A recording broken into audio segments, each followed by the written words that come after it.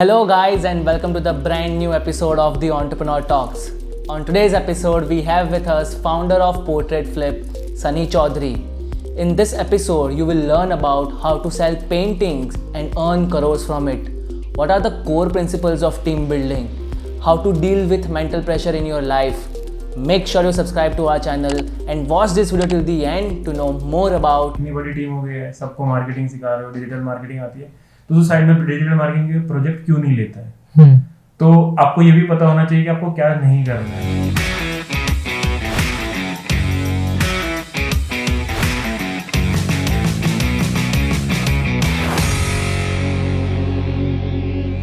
Sunny Chaudhary entrepreneur पहले बनने वाली जर्नी क्या थी और कैसे ये पोर्ट्रेट फ्लिप का आइडिया आपके पास आया? तो मैं थोड़ा सा शुरू से बताता हूँ। मैं जो मेरा मतलब बर्थ प्लेस है वो यूपी में है। फिर मैं डिग्री करने के लिए चेन्नई में गया, इंजीनियरिंग करने के लिए आईआईटी में। तो उस टाइम पे हम लोग ठीक है, कॉलेज था, सही चल रहा था, लेकिन कहीं ना कहीं वो सेटिस्फेक्शन नहीं आ रहा था कि जब प्लेसमेंट्स की बातें शुरू हुई, वो सब शुरू हुई, तो उस टाइम पे हम लोग देख रहे थे कि कुछ ऑल्टरनेटिव कुछ कर सकते हैं क्या, कुछ और ट्राई कर सकते हैं। तो उस टाइम पे मेरा जो रूममेट था और अर्ली टाइम पे हमारे को फाउंडर भी थे, लवदीप चैल, उसको ये उसकी गर्लफ्रेंड ने उसको बोला कि उसको कुछ गिफ्ट चाहिए था उसके बर्थडे के लिए। तो उसने उसको बोला कि मेरे को पोर्ट्रेट चाहिए। तो उसने बोला कि यार पोर्ट्रेट तो कहाँ से मिलेगा अभी? मैंने बोला उसको यार गूगल पे तो मिल ही जाएगा, सब कुछ तो आजकल मिल ही रहा है। तो हमने देखा, लेकिन वो ऐसा कुछ ऑप्शंस अवेलेबल नहीं थे। तो जो ऑप्शंस थे वो ये थे कि आप जाओ आर्टिस्ट के सामने बैठो 5-6 घंटे, वो बना के देगा आपको, जो कि फिजिबल नहीं है हर किसी के लिए। तो उससे पहले हमने सोचा कि यार ट्राई करते हैं, अपने आसपास के लोगों को गिफ्ट भेज के देखते हैं उनको कैसा रेस्पॉन्स आता है। तो हमने क्या करा, मैंने अपने सिस्टर्स को भेज दिया, लवदीप ने अपने भाई के लिए भेज दिया, अपने फैमिली मेंबर्स के लिए भेज दिया, और हमने उनको बोला कि ठीक है, जब भी आप इसको ओपन करो तो आप इसको रिकॉर्ड करना, उनका रिएक्शन कैसा आता है जिसको आप गिफ्ट कर रहे हो। सामने वाले को नहीं पता उसको क्या गिफ्ट मिला। तो जिसको रिसीव हो रहा है उसका रिएक्शन ऐसा था कि उसने कुछ किसी ने एक्सपेक्ट ही नहीं करा था कि मेरे को कोई पेंटिंग भी लाके दे देगा मेरी खुद की। राइट। तो वो जो रिएक्शन था वो बहुत प्राइसलेस था। राइट। तो हमको उससे समझ गया कि भाई अगर ये रिएक्शन हर किसी के फेस पे आएगा तो कोई भी इसको खरीदने के लिए रेडी हो जाएगा। राइट। तो हमने सोचा कि अभी इसको लॉन्च करते हैं। तो इंस्टाग्राम पे पेज वगैरह बनाया हुआ था, उस पर थोड़े बहुत पोस्ट डालते थे। तो फिर हमने ऐड रन करना शुरू करा। तो हमने इंडिया में ऐड रन करा, थोड़ा सा हमको ट्रैक्शन मिला, लोगों ने पूछा प्राइस क्या है इसका, लेकिन जो प्राइसिंग हम लोग ऑफर कर रहे थे वो बहुत कम था आर्ट की वैल्यू के हिसाब से, लेकिन लोग फिर भी प्रीफर नहीं कर रहे थे खरीदने को, क्योंकि उनको बहुत हाई एंड लग रहा था, क्योंकि कोई 2000, 3000, 10,000 का गिफ्ट कोई नहीं देता, बहुत कम लोग अफोर्ड करते हैं। और वो मतलब वो कन्वर्जन रेट कम था इंडिया में कस्टमर का। मतलब लोग इंटरेस्ट दिखा रहे थे, डीएम्स बहुत सारे आते थे, कितने का है, मिल जाएगा, कितने दिन लगते हैं बनने में, लेकिन जब हम लोग उनको प्राइसिंग बताते थे तो वो बोलते थे कि बाद में देखेंगे। राइट। तो फिर हम लोगों ने सोचा कि ये तो नहीं चल रहा है यहाँ पे। फिर हमने सोचा कि आर्ट का वैल्यू यूरोपियन कंट्रीज में, यूएस में बहुत ज़्यादा रहता है, वो लोग इंडिया में ट्रैवल भी करते हैं, घूमने आते, देखते हैं हमारे जो भी पुराने हिस्ट्री की जो बिल्डिंग्स है, जो आर्ट्स है, उसको बहुत अप्रिशिएट करते हैं। हमने सोचा कि यूएस में ट्राई करते हैं, और ऐड चलाना उस टाइम पे इतने अच्छे से आता भी नहीं था, कॉस्ट को बूस्ट कर दिया टाइम्स, लेकिन उससे इतना कुछ नहीं आ रहा था, क्योंकि आपको मार्केटिंग करने के लिए, ऐड चलाने के लिए भी पैसे चाहिए। हाँ भाई। तो फिर हमने पूछा यार ये तो ऐसे तो नहीं होएगा। तो फिर हमको पता चला एसईओ करके कुछ चीज़ होती है, ठीक है। गूगल से ट्रैफिक आना शुरू हुआ और वो ट्रैफिक धीरे धीरे कन्वर्ट होने लग गया, ठीक है, फाइनल कस्टमर्स में। हाँ। So like as you said कि आपके जो सारे कस्टमर्स है वो यूएस बेस्ड और यूरोप साइड से ज़्यादा है, आउटसाइड ऑफ इंडिया से ज़्यादा है। So like what do you think कि अगर कोई ऐसा बिजनेस है कि जो outside of India customers deal कर रहा है, तो व्हाट वर दोज थिंग्स कि लाइक आपके लिए इम्पोर्टेंट हो गई थी कि ये चीज़ों पे इम्पोर्टेंटली हमको ध्यान देना पड़ेगा अगर हमको हमारा बिजनेस एक्सपैंड करना है? तो सबसे पहला तो कस्टमर सर्विस, ठीक है। इंडिया में भी हो तो आपको कहीं पे बिजनेस करना है, मैटर नहीं करता, आपका जो कस्टमर सर्विस है वो हमेशा बढ़िया होना चाहिए, ठीक है। कस्टमर सर्विस से मतलब जब से बंदे ने ऑर्डर प्लेस करा है या कस्टमर ने ऑर्डर प्लेस करा है, जब तक उसको डिलीवर नहीं हो जाता, और आफ्टर डिलीवरी सर्विस भी, ठीक है, ये पूरे प्रोसेस में कस्टमर को कहीं पे इशू नहीं होना चाहिए, वो बहुत स्मूथ जानी चाहिए। हाँ। और उसके बाद जैसे हम लोग इंडिया से भी शिप करते हैं, यूएस से भी शिप करते हैं और चाइना से भी शिप करते हैं, तो हमको एक और मेजर चीज देखनी पड़ती है डिलीवरी टाइम। तो हम मेक श्योर करते हैं कि कस्टमर को विद इन 1 वीक या 5 प्रोडक्ट बनने के विद इन 5 डेज में डिलीवर कर दें। तो वो एक चीज है। तो अगर आपको फास्ट डिलीवरी करनी है तो उस पर भी आपको काम करना पड़ेगा।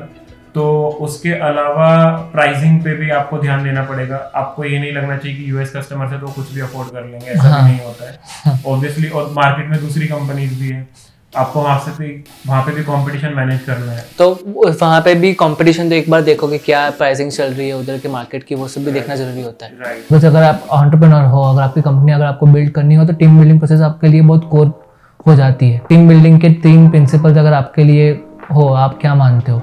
टेक्निकल नॉलेज एक चीज हो गई और एक लीडरशिप क्वालिटी भी एक चीज है। तो हम लोग ये देखते हैं कि अगर मैं यहाँ पे आज बैठा हूँ तो अगर कल को मैं नहीं हूँ तो कोई ऐसा इंसान है जो मेरी जगह रिस्पॉन्सिबिलिटी ले सकता है। ठीक है।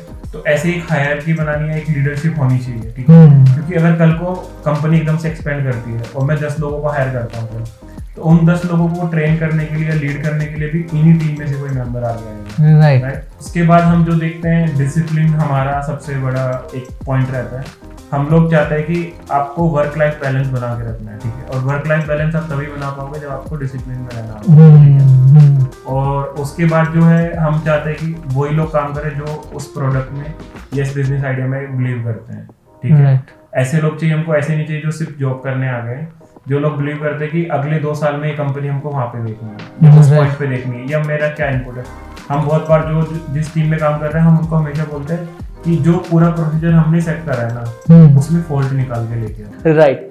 सो लाइक अगर मैं आपको बोलूँ कि अगर आज आपको एक 10 करोड़ का आपको एक अगर फंडिंग मिलता हो, so what are those 2 or 3 things of your company आप जिसमें आप इन्वेस्ट करना चाहोगे? पहली चीज तो मैं टीम पे इन्वेस्ट करूंगा। अगर मेरे पास अच्छे लोग होंगे तो ऑब्वियसली अच्छे आइडियाज आएंगे, अच्छे से काम होगा। तो वो तो मेरा पहला प्रायोरिटी रहेगा। और उन टीम को और बेटर पे देने का ट्राई करेंगे। क्योंकि वो लोग इतना काम कर रहे हैं तो उनको और अच्छी, उनकी भी बेटर लाइफ होनी चाहिए। ठीक है।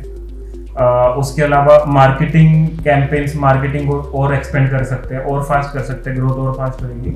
फिर जो आपका टेक है, टेक को आप और स्ट्रॉन्ग कर सकते हो। ठीक है। अभी वर्डप्रेस पे वेबसाइट है, आप उसको हटा के खुद से कस्टमाइज वेबसाइट बना सकते हो, एक बढ़िया कोड लिख के अच्छा कस्टमर को एक एक्सपीरियंस दे सकते हो। Right. So like as an entrepreneur हम लोग कई बार बहुत ओवरवेल्म फील करते हैं एंड अनफोकस भी बहुत कई बार हो जाते हैं। So like in that scenario आप कैसे वो चीज़ें आप डील करते हो? तो मेरी एक फेवरेट बुक है 0 to 1 बाय पीटर थियल। ओके। तो उस बुक में, हर बुक में आपको क्या लिखा रहता है ना कि आप ये करो, आप वो करो, आप वो करो। उस बुक में कहीं ना कहीं एक लाइन लिखी हुई है कि आपने बहुत कुछ कर लिया, अभी आप ये सोचो आपने कभी सोचा होगा कि क्या नहीं करा है, क्या नहीं करना है। तो वो भी बहुत जरूरी होता है।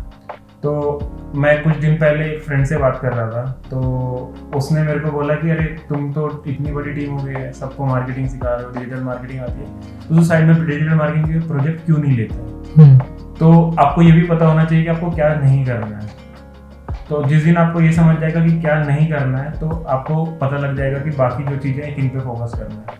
तो ये एक चीज़ है। और दूसरा, ओवरवेलमिंग वाली फीलिंग तो ऑब्वियसली आती है कभी कभी। आप बहुत सारी चीज़ें होती है जिन पर आपका एक्सपीरियंस भी नहीं है, आपको करनी पड़ती है, आप सीखते हो। लेकिन फिर प्रोसेस ये है कि आपको लगता है अभी बहुत डिफिकल्ट है, नहीं हो पाएगा, ये हो रहा है। लेकिन फिर आप सोचते हो कि पीछे भी ऐसी बहुत सारे मोमेंट्स हैं लेकिन आपने कर लिया था, तो इस बार भी हो ही जाएगा। राइट। वो चीज़ें हो ही जाती है। वो सेल्फ बिलीफ रखना जरूरी है उन मोमेंट पे। Truly totally agree. So coming to the last question of this podcast, कौन सी आपकी एक एडवाइस एक बडिंग एंटरप्रेन्योर को आप देना चाहोगे जो अभी बिजनेस स्टार्ट करने जा रहा है, और कौन सी एक ऐसी एडवाइस जो वो लोग इग्नोर करें? तो जो पहली एडवाइस मैं दूंगा वो तो पहले आप शुरू कर लो। ठीक है। आप ये मत सोचो कि इसको कोई लेगा नहीं लेगा, क्योंकि ना हम लोग क्वेश्चंस बहुत ज़्यादा पूछते हैं और काम नहीं करते हैं। तो मेरे पे भी कभी इंस्टा पे डीएम आएगा किसी का या फिर कोई रैंडम क्वेश्चन पूछे तो उनका सबसे पहला क्वेश्चन ये रहता है कंपनी कैसे रजिस्टर करें। कंपनी रजिस्टर करना आपका काम नहीं है, वो सीए कर लेगा, आप उसको आउटसोर्स कर। आपका काम है वो प्रोडक्ट को कैसे मार्केट करना है, उसको कहाँ से मैन्युफैक्चरिंग करवाओगे, उस प्रोडक्ट को खरीदेगा भी कि नहीं खरीदेगा, उसकी पैकेजिंग कैसे करोगे, इसको डिलीवर कैसे करोगे। आपको ये सब एस्पेक्ट पे काम करना है। ठीक है। दूसरा, आपको अपनी लर्निंग पे भी बहुत ध्यान देना पड़ेगा। ठीक है। आप हर चीज को आउटसोर्स मत कर दो शुरू में। ठीक है। क्योंकि अगर आप हर चीज आउटसोर्स कर दोगे तो आपका बिजनेस कोई और ही चला रहा है, आप नहीं चला रहे हो, ठीक है, आपका कोई कंट्रोल नहीं रह जाएगा बिजनेस के ऊपर। तो ट्राई करो शुरू में जितनी ज्यादा खुद से कर सकते हो, खुद से करोगे तो आपको पता भी रहेगा कि बाद में जब वो चीज आप किसी को डेलीगेट करोगे, आउटसोर्स करोगे, कि कहाँ पे कितना चीज सही जा रही है, कितनी गलत जा रही है। अगर आपने कभी करी ही नहीं है, शुरू से आउटसोर्स कर दी, तो आपको पता ही नहीं है ना कि उसका बेस्ट वर्जन क्या हो सकता है। अच्छा, ओके, ठीक है। और जो आपको इग्नोर करनी है वो ये है कि आपको दूसरों को देख के बहुत ज्यादा इंस्पायर या डिमोटिवेट नहीं हो जाना है, ठीक है। तो आप अगर इंस्पायर मतलब किसी को फंडिंग मिल रही है, आपको भी जरूरी नहीं है फंडिंग लेनी है, आप बूटस्ट्रैप भी चला सकते हो। जीरोधा हमारे पास एग्जांपल है, राइट। जीरोधा से बढ़िया एग्जांपल कोई हो नहीं सकता 2020, ठीक है। तो वो एक है। दूसरा, बहुत ज्यादा दूसरों की एडवाइस भी मत लेके इम्प्लीमेंट करो, ठीक है, क्योंकि आपका बिजनेस है, आपका आइडिया, आपको पता है आपको उसको किधर लेके जाना है, ठीक है। आपको कोई कल को बोले कि ये भी ट्राई कर ले, ये क्यों नहीं सेल करते, वो भी कर ले, तो वो आपको डिसीजन मेकिंग करनी है। अगर आप सबकी सुन के करोगे तो वो स्टार्टअप आपका नहीं है, ठीक है। तो उन चीजों पे ध्यान दें, right. So like I think this is the gold advice for budding entrepreneurs. So thank you so much Sunny ये करने के लिए. So thank you so much guys for watching this video. I hope you enjoy this episode. ऐसे ही episode हम लोग लाते रहेंगे.